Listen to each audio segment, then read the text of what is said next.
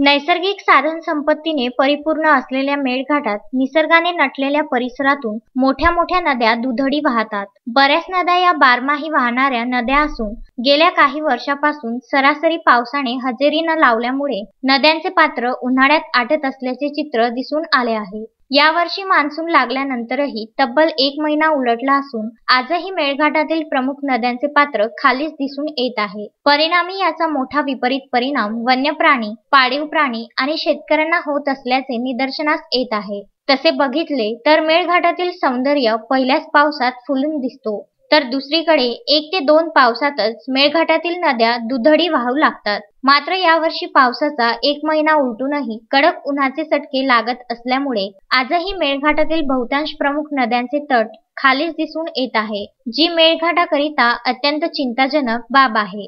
Tasmeen Shaikh, Suleman मेमनसह Jugal Kishore Jaiswal, Vidarbha news, Melghat.